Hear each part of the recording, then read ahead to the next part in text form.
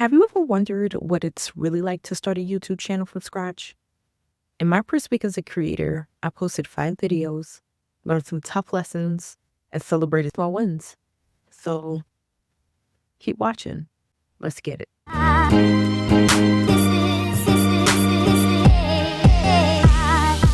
So before we get into the specifics of this video, I just want to go ahead and introduce myself. My name is Sonia Francis, if you don't know by now.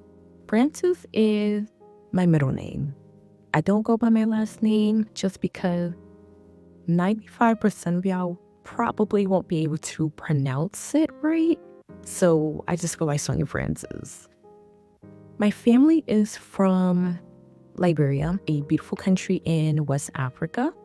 I was born in Brooklyn, New York. I was born there and I grew up there for a part of my childhood before moving to North Carolina. I've been back and forth between New York and North Carolina. About 3 years ago, I decided to settle in North Carolina. The reason I made that decision was to be closer to my mother, who lives here, mostly. And while I'm here, I'm studying part-time. I'm working towards a degree in information technology. My concentration is actually in network and cybersecurity. So I've been doing that for the time being. And also I am certified in software development. So yes, I do code and work on my personal projects when I have time and I like to explore new tech ideas. So yeah, that's just a little bit about me. I created this YouTube channel, my second one, as a way to have a creative outlet. Last semester, I had a professor who gave my class an unforgettable assignment. The assignment was to write about our ideal job. Even though my ideal job is to become a Linux system administrator, which I'm still working towards, I realized that my ideal job is to become a successful content creator. Being a content creator means that I have full creative control over what I develop. I love building programs, I love reading, I love cooking, I love baking, among other things. And just happened to choose one of those passions was a sacrifice I feel like I didn't want to make. All of those things make me who I am. We're often told to go to school, establish a career, work a 9-to-5 job, be in an industry that is constantly evolving, just so you can have some sort of job security. And I get that. I do. But honestly, I just want to do whatever the hell I want to do, you know? So thank you, Sylvia Allen, for giving me the space to be real with myself and explore this creative path. So let's get back to my first channel. I created that channel because 1, I love baking, and 2, I was considering starting a home bakery business at the time. However, I quickly realized that I didn't have the time to consistently bake like 3-layer, 4-inch cakes and decorate them at the same time, you know? But, and this is a big but, baking wasn't the only content I wanted to create. At the time, I had just restarted my natural hair journey and I was working on rebuilding my relationship with God. So many ideas about content started to flow in my head. Along with baking, I also love cooking and of course eating good food. In addition, there was a growing need for me to live a healthier lifestyle, treat my body better, and set myself up for a long, fruitful life. I've always admired the freedom that I see so many YouTube creators have, living authentically or as authentically as they allow us to see, and share their passions, things that they're interested in creating. YouTube has always been my go-to for tutorials, for inspiration, any and everything. So that motivation that they gave me really made me give it a try. I used to work in a restaurant where I handled their content creation and managed their social media, so like Facebook, Instagram, TikTok. I have a little bit of experience with content marketing. Still, the idea of starting my own channel felt intimidating. I was scared to get on camera and be vulnerable on the web, of all places, I also felt like I didn't have the right equipment, that people might just hate the content I created. But all that fear was in my head. I had to get out my head to start. God doesn't give us the spirit of fear or anxiety. So I told myself, let's do it. And the rest is history. Now that you know a little bit about me, and if you're still here, then thank you. I appreciate you viewing this video. Let's get into the meat. First up is my physical equipment. I am currently filming on my iPhone 15. It does one heck of a good job. You absolutely do not need a fancy camera or the newest gear to start a YouTube channel. Maybe down the line I'll upgrade, but for now, I'm working with what I got, and it's working just fine. The first accessory that I use is the gooseneck bed phone holder. This holder features a flexible arm that allows for easy positioning, somewhat easy, making it perfect for recording videos, watching videos, or making video calls. Its sturdy clamp right here securely attaches to surfaces like tables or desk, giving you a reliable hands-free experience. So this right here, I love it. The next accessory is a phone tripod. So right now I am using that to record. This extendable tripod can extend to 62 inches and includes a 360 ball head, flexible for precise positioning, and ensure that you have the perfect angle each time. So I'm able to move it left to right, all the way down, all the way up. It comes with a wireless remote. Can't find the right wireless remote as of right now, but it makes it ideal for solo content creators like myself. Next up is my microphone. My microphone is something that I've had for years, and to be honest, I don't even remember buying it. This little gem is the Sony Business Microphone ECM CS3. Don't ask me what it means, I do not know. It's super easy to use. I just clip it to my shirt, plug it into my device, and start speaking. The audio quality is top tier, but there's a catch. It doesn't come with a pop filter. I have to manually edit out the breathing sounds and ear tension in post-production, so that's a downside to it, but it's still a really good microphone. It's compatible with laptops. I usually just pair with my recorder. Speaking of recorders, I am a big fan of voiceovers, and you've probably noticed that if you watch any of my other videos on my channel. So I use a digital voice recorder with 16 gigabytes of space, which makes it easy to capture high quality video. Recording is as simple as pressing this button right here, pressing this button to pause, right? Okay, so it's paused. To stop, you just press this button. Okay, so it's saved. It even has a voice activated recording feature and noise reduction technology, which I love because be a lot going on. Plus, word on the street is that it can record up to 30 hours and playback for 7 hours. I haven't tested those limits yet, but it's more than enough for my needs. I got this on Amazon, like most of my gear, and I'll link all the products in the description box below. See, no good YouTube video is complete without solid lighting, whether it's natural lighting or artificial lighting. I'm using a LED light kit that includes 2 lights, okay? And there's a gag. There's a gag. The gag is it comes with 9 different lighting color filters. So if one color is not quite right, you got 8 more to choose from. The lights have 360-degree rotating heads for different shooting angles.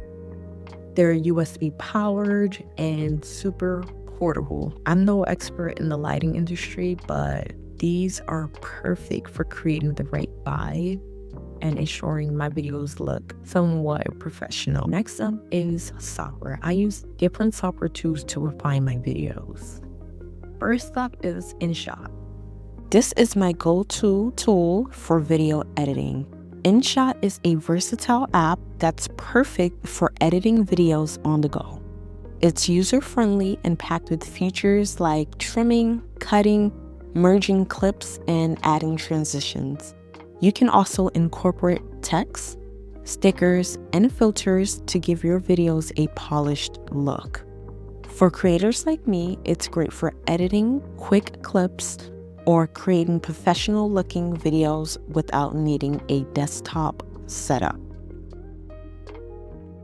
I absolutely love Canva. I primarily use Canva for creating YouTube thumbnails, but its capabilities go far beyond that. Canva is a powerful graphic design platform that's ideal for creating everything from social media posts to logos. I'm even using it to design a client's logo right now. The drag and drop interface makes it easy for anyone to create stunning visuals even without a design background. With a vast library of templates, fonts, and images, Canva is perfect for creating eye-catching thumbnails that draw viewers in. Number three is Descript, okay? Descript. For audio editing, Descript is an absolute game changer. I use it to refine my audio, create chapters, and generate clips for social media and YouTube Shorts. Descript's standout features include its ability to transcribe audio into text, making it easier to edit by simply modifying the text. It's perfect for cutting out filler words or creating shareable snippets. Plus, the intuitive interface and powerful editing tools make it a favorite among podcasters and video creators alike. Something that you guys have probably heard of, and that is vidIQ. This tool is essential for optimizing my YouTube titles and descriptions. vidIQ is designed to help creators improve their YouTube SEO, search engine optimization, and grow their channels. It offers insights into trending keywords, tag suggestions, and performance analytics, which can help your videos rank higher in search results. I rely on vidIQ to craft engaging titles and compelling descriptions to grab viewers' attention and encourage clicks. If you go to Robert Benjamin's YouTube channel, he has a video about vidIQ you should definitely check out. Also, in the description box of that video, there's a link you can use to get vidIQ for just $1 for 30 days, a whole month. I did it and there's no regrets. And then finally, last, ChatGPT. I use ChatGPT for everything from brainstorming ideas to generating keywords and tags. It's an excellent resource for gathering information, writing descriptions, and even refining my content strategy. Whether I need help with scripting or researching a topic, ChatGPT is my go-to assistant to help keep things running smoothly. Let's talk about my first video. The first video I posted on my channel was a homemade chia flaxseed gel, right? I wanted to kick things off with a natural hair care video because I knew a lot of my content would be within that niche. I also wanted to share something that has been honestly working for me. This show has been a staple in my natural hair care routine for months now. It's especially great for those who are struggling with a thinning or balding hairline. I can personally say that it's the best thing that I've ever used for a gel. I've tried other gels like Eco Styler and 24 Hour, Edge Tamer, both amazing products, right? They're both great. I'm not knocking them, but I wanted something natural that could help repair my hairline. Feeding my hair what it needs to thrive felt like the right message to begin with. Okay, so there wasn't really any extreme challenges when filming this video, but the hardest part of creating content is definitely the setup. It's just me. I'm responsible for everything. From setting up the equipment and adjusting it for different angles while also filming the tutorials, whether I'm cooking meals or making DIY products, I have to ensure that the lighting is perfect, the camera angles make sense, and all of the things that come with, production. Being a creator on YouTube has been a real learning experience. It's challenging, but I love it. Every frustration paired with every accomplishment makes it worthwhile. I was more than excited to post my first video, okay? I was sitting on a bunch of recorded content on my phone. It just needed editing and packaging for delivery. That's how I managed to post 5 long-form videos and several shorts in just this first week. Once I got that first video done, I took the first step towards building my channel. Honestly, I felt so many emotions, some that I can't even describe, but overall, it felt good. It felt really good. If you're considering starting a channel, just go ahead and film that first video, okay? It doesn't have to be perfect. This video isn't perfect, Focus on what you're passionate about, and everything else will fall into place. I didn't have any goals whatsoever, at all. I just knew that I had to start pumping out videos. I wanted the algorithm to be familiar with me, and I wanted to be familiar with the algorithm. All right, let's look at my analytics for the last 7 days. I'm on my YouTube channel page, and I have the Chrome extension for vidIQ, so they have this crafty pop-up that allows me to see my summarized stats, at least the ones that I can understand right now. Here, this is the hours watched in the last 12 months. For the first part of the graph, it's pretty stagnant, and then you see a sharp increase, indicating that I did start posting this past week. Next, they have view stats for the last hour and then the last 48 hours. There were 6 views in the last 60 minutes and 584 in the last 48 hours. After that, they provide my short views, which are 1.2 thousand in the last 2 days. These graphs have sharp inclines then sharp declines. This could be because I had just posted a video, so the algorithm had pushed it, then the engagement died out, so it stopped pushing it. Or because I have such a small audience base, the analytics are less stable. Next, they provide the view stats for the last 7 days, which is about 3.4K. Once more time passes, the stats will make more sense and level out. Because I'm just starting out and I have nothing to really compare these data points to, I'm getting these 100% markups. And finally, my subscriber count, which is currently at 3. Once I post this video, these analytics would have definitely changed, but for now, this is what I'm working with. Starting with my long form videos, I don't have that many views and engagement compared to my shorts. However, people are still viewing them, meaning YouTube is still slowly pushing them out. Comparing my first video to my latest, I see growth. My perspective on this is if I keep being consistent and post somewhat good content, I'll continue to get more views. I only got 1 like, and that's on my first video. I take that as a good sign because someone thought there was value in that video. Now, I haven't told anyone about my channel yet, like friends or family. It's because I want to do this organically. Next, my short form videos. For the most part, a lot of these videos are performing well. I've got more engagement from viewers here than my long form videos. My lowest likes versus dislikes percentage is 90.9, which is more than okay with me. There will most definitely be people who just don't like my content. And that's okay, because I'm not for everyone and everyone is not for me. As long as the majority approves, then I'm doing something right. And a 90.9 is an A in school, so I passed. My highest performing short was a clip of the homemade chia and flaxseed gel, which, as y'all know, was the first video that I posted. So it's safe to say people are definitely finding value in that video. So in the overview tab of the analytics section, I got some really distorted average duration times. This video has a 269.9 percentage rate, which is insane because that long form video did the worst out of the 5 videos I posted. Yet, the short takes number 2 in my top content with average watch time and views. I really gotta look into this because there's some disconnect going on here.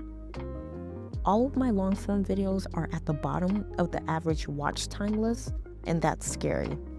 I don't know if it's because people naturally have a shorter attention span, so my shorts will always perform better, or I need to reconsider my video format so there's more viewer retention. Either way, there's work that needs to be done. In my About section, it says I have 2,961 views on my YouTube page. I did create this account last year in February. Altogether, I have 17 long form and short form videos. The last thing I want to show y'all, because this video is getting super long, is my dashboard page. I had to make sure I include this because it was super awesome to see these achievements there. I got this sort of badge that says I got 1,000 views and 10 hours of watch time. That's really encouraging to see that all the work I put in is actually paying off, all within my first week.